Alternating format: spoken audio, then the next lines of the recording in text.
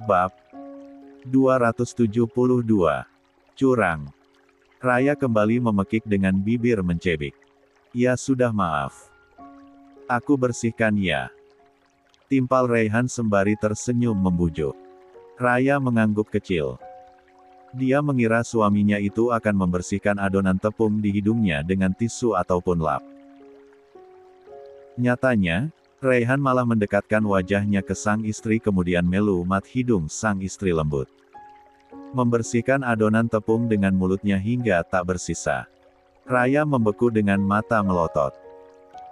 Jantungnya terasa berhenti berdetak seketika dengan kelakuan sang suami yang tiba-tiba. Sudah, kata Raihan sembari menarik kepalanya menjauh dari wajah Raya. Raya masih mematung.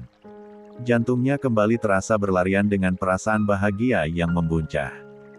Sayang, hei, ini mau langsung digoreng sekarang. Pertanyaan Raihan barulah membuat Raya tersadar dari keterkejutannya. Ia sedikit gelagapan. Hingga salah saat ingin mengambil tempe dari dalam kulkas. Ini tahu loh, sayang, bukan tempe. Katanya mau bikin mendoan, protes Raihan. Astagfirullah. Raya menepuk keningnya sendiri lalu membuka kulkas lagi dan mengambil tempe. Kayaknya kamu gak fokus deh, sayang. Biar aku yang terusin aja, ya. Gampang ini tinggal goreng doang. Tutur Raihan sambil mengiris bawang daun lalu memotong tempe tipis-tipis. Emang gak apa-apa. Aku gak enak loh. Itu kan kewajiban aku, tanya Raya memastikan. Gak apa-apa dong. Lagian siapa yang mewajibkan? Yang makan kan kita berdua, timpal Raihan santai. Ia bersiap memasukkan potongan tempe yang sudah dibaluri adonan tepung ke dalam wajan berisi minyak panas. Laki-laki itu harus belajar banyak hal, termasuk memasak agar gak selalu mengandalkan istri. Kalau istri tiba-tiba sakit, kan bisa masakin. Gak melulu harus beli. Kalau suatu saat punya anak juga sama. Gantian masakin untuk anak-anak, lanjut Raihan menyerocos.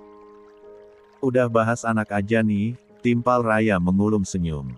146. Iya dong, jaga-jaga. Raihan nyengir sembari memperhatikan mendoan di wajan. Mana semalam gak jadi pakai pengaman kan? Sok-sokan sih. Raya menahan senyum geli membayangkan peristiwa semalam. Baru tahu kalau pakai gituan gak nyaman sama sekali, timpal Raihan.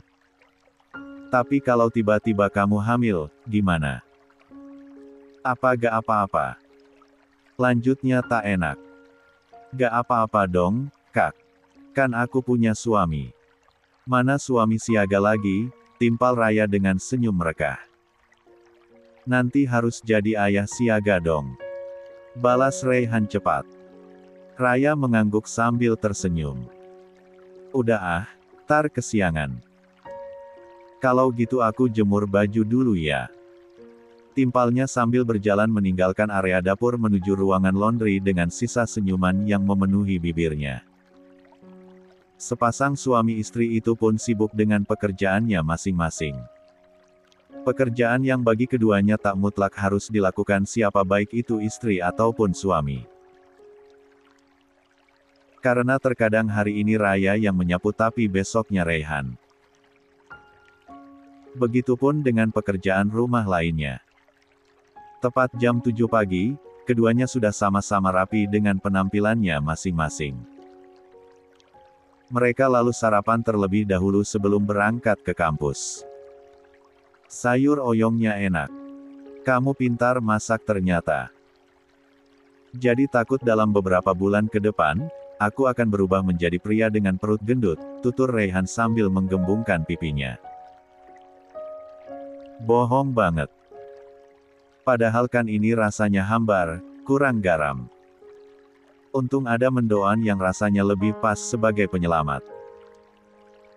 Jadi sarapan pagi ini tak terlalu buruk, timpal Raya sembari nyengir kuda. Maaf, ya. Hehe, Lanjutnya. Siapa yang bilang hambar? Padahal ini pas banget loh.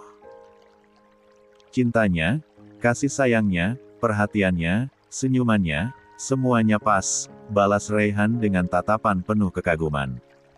Kakak bicarakan apa sih? Kan sayur. Kok jadi aneh? Timpal Raya geleng-geleng kepala. Tapi kan sayurnya kamu yang buat, dimasak dengan penuh cinta dan kasih sayang. Ditambah senyuman selama memasaknya demi menunjukkan perhatianmu padaku, bagaimana mungkin ini hambar?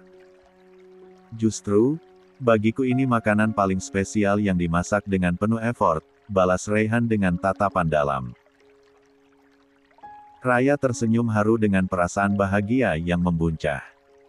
Ia sungguh bersyukur dikaruniai seorang suami yang begitu menghargai perjuangan sang istri dalam menyuguhkan makanan meski masih harus belajar.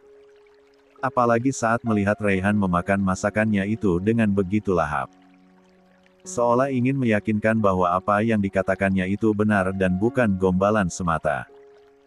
Kalau masakan istrimu nanti belum cocok di lidah dan masih banyak kekurangan, jangan dihujat. Nanti dia down dan gak ingin masak lagi. Pujilah, tetap dukung dia dan berikan semangat. Agar dia merasa senang dan mau sering-sering memasak. Nah dari sering itulah nantinya yang akan membuatnya semakin lihai dan semakin berpengalaman. Raihan mengingat betul nasihat ibunya tersebut. Kemudian sekarang ia praktekkan nasihat tersebut. Benar saja, Raihan bisa melihat kebahagiaan di mata Raya dengan mata penuh binar semangat. Aku janji akan lebih giat lagi belajar memasak, juga mengoreksi rasanya dulu sebelum disajikan, tutur Raya. 147. Dengan senyum mengembang. Lakukan apapun itu yang membuatmu nyaman, sayang. Mau masak sendiri? Aku senang karena bisa sering-sering makan masakan istriku yang penuh cinta. Mau beli jadi aku juga tetap senang karena itu artinya kamu gak perlu repot-repot dan capek-capek masak. Dua-duanya aku pasti dukung, timpal Raihan tanpa ingin membebani. Hati Raya dibuat semakin meleleh dengan jawaban sang suami yang begitu hati-hati seolah tak ingin membuatnya tersinggung. Hatinya kembali dipenuhi rasa syukur karena merasa tak salah pilih pasangan. Tak ada tuntutan, tak ada tekanan, tak ada paksaan. Semua dilakukan atas dasar keinginan saja. Benar-benar pernikahan impian yang selama ini diidam-idamkan Raya. Ayo berangkat. Piring kotor nanti saja dicucinya. Takutnya terlambat. Ajak Raihan sambil bangun dari duduknya. Ia meletakkan piring kotor bekasnya makan di tempat cuci piring. Raya mengangguk lalu melakukan hal yang sama. Setelah itu keduanya berjalan bersama menuju luar rumah. Saling bergandengan meski berjalan dengan jarak dekat. Bang Riki sama Mbak Nuri gimana keadaannya sekarang ya? Tanya Raya yang masih kepikiran penyakit. Nuri. Gak tahu, sayang. Bang Riki gak ada cerita apa-apa. Semoga semuanya baik-baik saja, jawab Raihan. Amin. Terus kita kapan pulang lagi ke rumah kakek? Kasihan Umi, takutnya kangen sama kakak. Raya bertanya lagi. Insya Allah besok, ya. Pulang kuliah langsung ke rumah kakek. Kalau nanti aku banyak kerjaan. Lebih enak dikerjakan di sini soalnya, adem. Gak banyak orang, balas Raihan. Oke. Raya menyahut singkat penuh senyuman. Sini. Sebelah tangan Raihan merangkul pundak Raya kemudian membawanya pada bahunya sendiri. Membiarkan istrinya itu menyandarkan kepalanya selama di perjalanan dengan tangan saling menggenggam erat. Terlihat bahagia sekali. Berbeda halnya dengan pasangan Nuri dan Riki yang sejak bersatunya mereka, hampir tak ada kebahagiaan sempurna. Ada saja ujian yang menimpa keduanya. Apalagi kini, ujiannya lebih berat dari sebelum-sebelumnya. Hingga Ricky dengan lantang dan berani menawarkan dirinya sendiri demi kesembuhan sang istri. Mas. Nuri menggeleng kencang dengan air mata berjatuhan saat mendengar Ricky menawarkan hatinya sendiri untuk didonorkan. Jangan lakukan itu. Aku akan merasa sangat bersalah, lanjutnya dengan air mata merebak. Kalau itu bisa membuatmu sembuh, aku ikhlas, Nur. Aku rela lakuin apapun. Kamu bukan hanya semangat hidupku tapi juga Naufal. Dia masih sangat membutuhkanmu, timpal Ricky pelan bahkan hanya serupa bisikan. Tangannya meraih tangan Nuri yang begitu dingin dan menggenggamnya hangat. Dokter yang masih ada di hadapan mereka tersenyum samar mendengar pengorbanan Ricky yang begitu luar biasa. Meski setelahnya senyum itu kembali ia kubur dalam-dalam. Sayangnya donor hati tidak semudah itu. Banyak hal yang harus dipertimbangkan. Juga harus melalui serangkaian pemeriksaan yang tentunya tidak sebentar. Karena harus dipastikan kecocokannya agar tak terjadi hal fatal di kemudian hari, beber dokter. 148. Untuk lebih jelasnya mengenai transplantasi hati ataupun pengobatan lanjutan yang akan dilakukan, Anda bisa langsung konsultasi dengan dokter spesialisnya langsung. Kalau saya sebagai dokter spesialis kandungan, hanya bisa menyarankan dengan hal-hal seputar kehamilan, lanjut dokter tersebut. Apa bisa, Dok, kalau bayi dalam kandungan istri saya buru-buru dikeluarkan? Biar bisa secepatnya fokus pada pengobatan penyakitnya, tanya Ricky dengan harapan masih besar. Kalau untuk sekarang belum bisa. Sedikit banyaknya, penyakit istri Anda mempengaruhi tumbuh kembang janin tersebut. Sehingga di usianya yang sudah 7 bulan, berat badan janinnya masih kurang. Tapi kita bisa jadwalkan untuk 2 minggu ke depan atau sebulan ke depan. Dengan syarat sekarang fokus menambah berat badan janin dengan banyak-banyak mengonsumsi makanan bergizi. Setidaknya saat dikeluarkan nanti, sudah mendekati berat badan janin normal, saran dokter. Kalaupun dipaksa dikeluarkan, khawatirnya menimbulkan komplikasi di kemudian hari karena belum sempurnanya organ-organ tubuh bayinya, lanjut sang dokter. 1 bulan. Desis Ricky dengan segala kecemasan dalam hatinya. Padahal jika bisa, ia ingin hari itu juga sang istri mendapatkan pengobatan langsung tanpa menundanya sedikitpun. Apa aku masih memiliki waktu sebanyak itu? Lirih Nuri yang dari tadi memilih diam. Sejak divonis memiliki penyakit tersebut, Nuri seolah pasrah pada takdir yang akan membawanya kemana. Ia lupa bahwa ikhtiar pun suatu kewajiban. Hanya karena tak ingin membebani sang suami lebih banyak, ia memendam semua itu seorang diri. Membiarkan penyakit mematikan tersebut menggerogoti dirinya hingga kian lama kian parah. Tapi kini setelah mendengar penuturan Ricky yang rela berkorban dengan mendonorkan hatinya, Nuri tiba-tiba menginginkan kesembuhan agar bisa hidup bahagia dengan sang suami dan keluarga kecilnya. Ia bahagia karena dicintai dengan begitu hebat oleh pasangannya. Ya Allah, egoiskah aku kalau meminta kesempatan hidup lebih lama di saat kondisiku sudah seperti ini? Di saat harapan hidupku sudah begitu tipis dan waktu yang aku miliki sudah di ujung tanduk. Nuri kembali bergumam sembari menatap Ricky yang wajahnya tak karuan dengan mata sayu dan penuh kecemasan. 149. Seharian ini, Ricky mengajak Nuri untuk mengunjungi beberapa dokter spesialis onkologi yang paling terkenal di kota tersebut. Dia merasa tak cukup jika hanya berkonsultasi dengan satu dokter saja. Lelaki yang usianya kian matang itu berharap mendapatkan banyak opsi untuk pengobatan sang istri. Nyatanya, dari beberapa dokter yang dia temui, semuanya menyarankan hal yang sama. Di antaranya kemoterapi ataupun transplantasi hati. Namun, tentu kedua pengobatan tersebut tak bisa dilakukan saat dalam kondisi mengandung. Karena akan sangat membahayakan untuk keduanya. Ricky keluar dari ruang praktik dokter spesialis onkologi ketiga yang dikunjunginya dengan muka kusut. Helaan demi helaan napas dalam berkali-kali menyembur dari bibirnya kala mendapati kenyataan bahwa keinginannya untuk segera melakukan pengobatan sang istri harus tertunda setidaknya sampai 2 minggu atau sebulan ke depan. Oh. Ricky menoleh kala mendengar suara Nuri yang ingin muntah di sisinya. Istrinya itu sedang membekap mulutnya sendiri agar ia tak benar-benar memuntahkan isi perutnya di sana.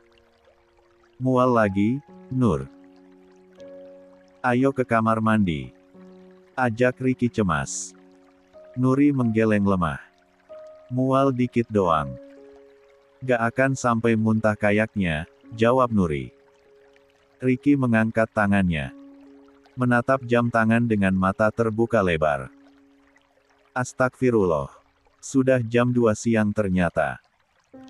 Kamu belum makan lagi, Nur. Pekik Ricky saking kalutnya hingga melupakan jam makan siang. Bahkan ia melupakan perutnya sendiri yang sedari pagi belum terisi apapun. Kamu mau makan apa? Kita cari rumah makan dekat-dekat sini ya. Tawar Ricky. Nuri menggeleng. Aku mau pulang saja. Baiklah. Kalau gitu kita beli dulu makanannya setelah itu dimakan di rumah ya, timpal Ricky. Kini ia paham, istrinya itu susah sekali diajak bepergian meski hanya sekadar makan di luar. Tentu karena mual muntahnya yang masih mengganggunya. Nuri mengangguk setuju. Ia pun menerima uluran tangan Ricky dan menggenggam lengan suaminya itu selama berjalan menuju mobil. Hati-hati, ada undakan tangga, kata Ricky saat mereka akan menuruni teras klinik. Dengan begitu hati-hati, Ricky menuntun tangan Nuri dan membantunya untuk menuruni undakan tangga yang hanya 4 pijakan. Saat sampai di dekat mobil, Ricky pun buru-buru membukakan pintu mobil untuk sang istri dan membantu mendudukkan istrinya itu. Setelah itu ia masuk kemudian mengemudikan mobilnya dengan kecepatan sedang. Mas, aku boleh tidur sebentar? Aku capek banget hari ini, kata Nuri pelan. Ricky menoleh lalu mengangguk cepat. Tentu saja. Tidurlah. Aku akan bangunkan saat sampai. Nuri tersenyum samar kemudian memejamkan kedua matanya sambil bersandar di jok. Sementara Ricky yang sedang menyetir, berkali-kali menoleh pada Nuri dan memperhatikan irama napas sang istri. Dia tiba-tiba merasakan ketakutan yang luar biasa. Takut jika istrinya itu tiba-tiba pergi dan tak lagi membuka mata. 150. Ketika melihat ada pergerakan di D4 sang istri yang artinya masih bernapas, Ricky barulah merasa lega. Meski hatinya meringis pilu melihat wajah sang istri yang pucat. Cek, harusnya aku gak ajak dia muter-muter keliling dokter spesialis sampai seharian seperti ini. Dia sedang sakit, sedang hamil besar juga. Pasti dia kecapean. Kenapa aku baru kepikiran sekarang? Ricky menyesali tindakannya yang tak memperhatikan kondisi sang istri.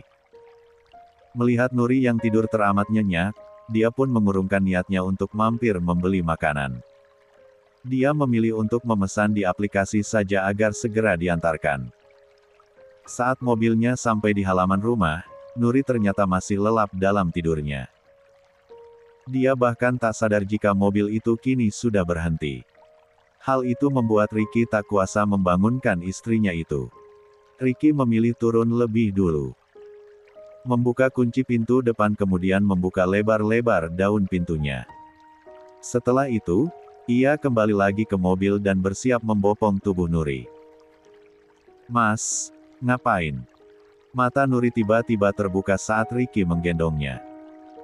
Kasihan tidurmu masih nyenyak, makanya aku gendong saja, jawab Ricky. Aku bisa jalan sendiri kok, Mas. Aku sudah bangun. Turunin. Pinta Nuri. Gak apa-apa. Terlanjur, jawab Ricky sambil melangkah menuju teras.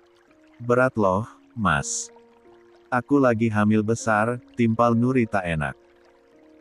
Kamu memang lagi hamil besar, tapi badanmu masih sama seperti dulu. Malah makin tirus. Cuma perut aja yang besar, timpal Ricky apa adanya. Mulai hari ini, diperbaiki makannya. Diperbanyak, dipersering, ingat kata dokter tadi, lanjutnya dengan tegas. Nuri hanya terdiam.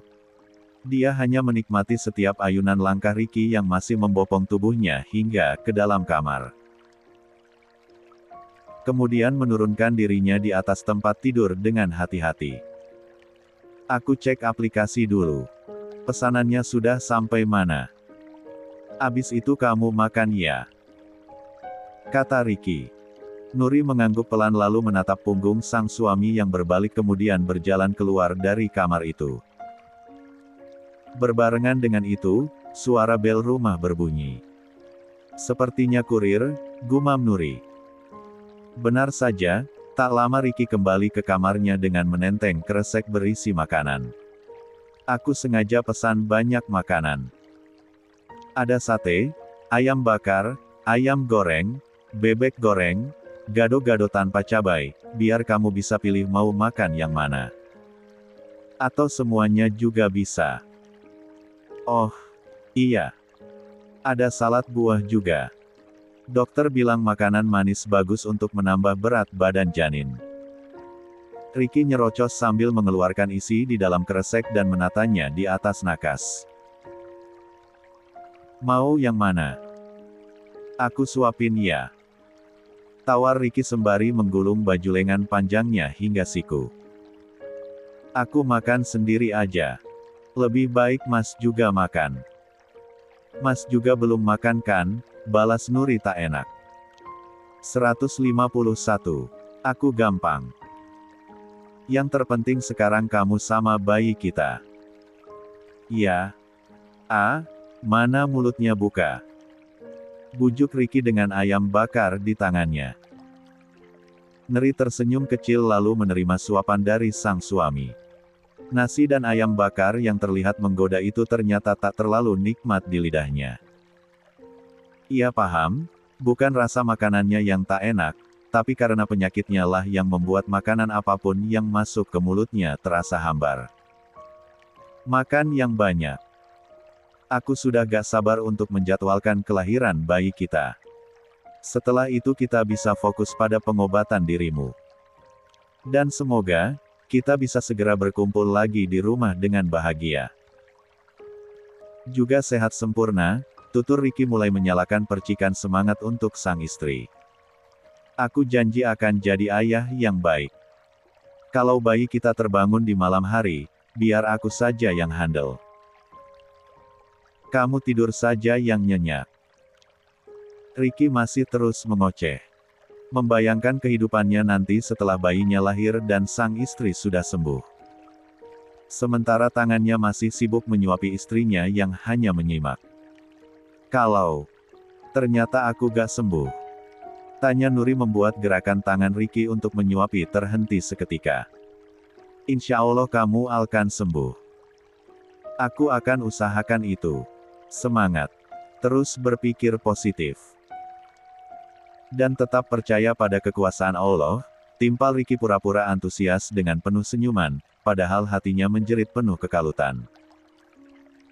Oh, iya. Aku akan mulai cari asisten rumah tangga. Aku gak mau lagi kamu kerjakan apapun. Tugasmu cuma istirahat. Makan, ngemil, tidur, terus aja seperti itu setiap hari. Pekerjaan rumah akan dilakukan asisten rumah tangga sementara Naufal biar aku yang urus, ungkap Ricky menjabarkan. Aku gak betah tinggal bareng orang yang gak dikenal. Apalagi nanti dia pasti bertanya-tanya kenapa kita tidur terpisah padahal suami istri, protes Nuri. Aku akan cari asisten yang datang pagi pulang sore. Jadi gak perlu nginap, jawab Ricky. Kenapa gak tawarin ke Mbak Riri aja, Mas? Siapa tahu bersedia. Karena tawaran ini masih berlaku, tanya Nuri yang tak pernah goyah dengan keinginannya yang satu itu. Aku pikir kamu sudah gak akan bahas itu lagi.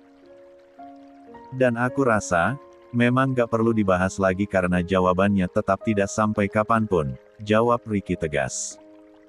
Siapapun orang yang aku pekerjakan nanti di rumah ini, aku harap kamu terima. Semua demi kesehatanmu dan bayi kita, lanjutnya penuh penekanan. Jika sudah seperti itu, Nuri tidak bisa menyangkal lagi. Ia juga sudah tidak memiliki tenaga untuk mendebat. Sehingga hanya bisa pasrah pada keadaan. Setelah mengetahui kondisi penyakit sang istri, Ricky menjadi lebih perhatian. Rasa takut kehilangan itu kini benar-benar menggelayut hebat di pikirannya. Aku mau jemput Naufal dulu di rumah bos besar, aku tadi minta supir untuk jemput dia, kata Ricky yang sudah selesai menyuapi sang istri. Kamu istirahat aja, iya. Lanjutin tidurnya. Nanti aku bangunin kalau sudah asar, sambungnya sembari menyelimuti Nuri sampai perut. Nuri hanya mengangguk tipis sambil tersenyum. Aku pergi, kata Ricky seiring kecupan singkat di dahi Nuri kemudian berbalik dan berjalan keluar dari kamar. Terus hingga keluar rumah menuju ke rumah Pak Damar. 152. Jika Ricky sedang sibuk, dia memang seringkali meminta sopir keluarga Adiputra untuk menjemput Naufal di sekolahnya. Tentu karena ia sudah sanmegat akrab dengan mereka semua seperti sebuah keluarga sekalipun dengan para pekerja yang lain. Bang! Security langsung menyapa begitu melihat Ricky. Gerbang rumah pun langsing dibuka lebar-lebar. Mau jemput anak, katanya sambil memasuki gerbang. Oh, iya. Sudah pulang kok tadi, balas security. Tak lupa ia menutup kembali gerbang itu rapat-rapat. Makasih ya. Ricky melangkah dengan cepat menuju rumah. Menyusuri pekarangan yang luas di mana beberapa pekerja yang lain menyapanya lagi seperti sopir dan tukang kebun. Naufal memang sudah akrab dengan para penghuni rumah Adiputra. Hingga dia terbiasa berlama-lama di rumah tersebut. Entah bersama Pak Damar, Umi Aminah, atau Neraka Ayu sambil mengajak Syafia bermain. Seperti halnya hari ini. Anak lelaki berhidung mancung itu begitu asik menemani Syafia yang sedang mengoceh tak karuan. Adek Via lucu ya, Tante, ngomongnya. Tapi Opal gak ngerti ngomong apa, katanya pada Ayu. Iya, adek Via kan masih bayi, jadi belum bisa bicara. Tapi nanti dia juga pasti bisa bicara. Apalagi kalau Naufal sering-sering ajak dia bicara, timpal Ayu sambil tersenyum. Wah, pasti lucu sekali. Opal mau sering-sering main ke sini ya, biar bisa main bareng Via. Bisa sering-sering ajak bicara juga. Mumpung adek Opal masih dalam perut ibu. Soalnya kalau sudah lahir nanti, Opal gak mau kemana-mana. Mau temenin ibu terus sama adek bayi, balas Naufal menggenaskan. Iya. Nanti giliran adek Via yang main ke rumah Opal buat jenguk adek bayi ya, timpal Ayu. Di ambang pintu ruangan keluarga, Ricky berdiri dengan hati mencelos. Ia bisa mendengar suara Naufal yang begitu antusias menyambut kelahiran adiknya. Jika terjadi sesuatu pada calon adiknya itu, Naufal pasti sangat sedih dan kecewa. Apalagi jika sampai sesuatu terjadi pada ibunya. Tidak ya Allah, jangan sampai. Ricky buru-buru menyeka air matanya yang hampir terjatuh. Ia hampir melangkah untuk menghampiri Naufal tapi tepukan di pundaknya membuatnya menoleh. Sudah pulang, Rick? Tanya Pak Damar. Iya, Bos. Ricky tersenyum kikuk sembari menundukkan matanya yang pasti masih menyisakan kemerahan. Abis kontrol dari dokter kandungan. Kok lama banget? Pak Damar bertanya lagi. Iya, Sekalian ada urusan lain, balas Ricky. Oh, iya, apa Naufal mengganggu bos besar? Ricky merubah topik pembicaraan. Enggak sama sekali. Aku malah habis tidur siang dengannya. Tapi sepertinya dia terbangun lebih dulu lalu keluar kamar. Ini aku lagi mencarinya ternyata nyamperin Ayu, jawab Pak Damar. Apa? Kamu baik-baik saja? Lanjutnya sembari menatap Ricky lekat. Puluhan tahun hidup bersama Ricky, tentu tak kesulitan bagi Pak Damar membedakan raut wajah Ricky yang sedang baik-baik saja ataupun tidak. Hati kecilnya sebagai seseorang yang sudah menganggap Ricky keluarga. 153. Sendiri, tentu bisa merasakan saat ada sesuatu menimpa orang kepercayaannya itu.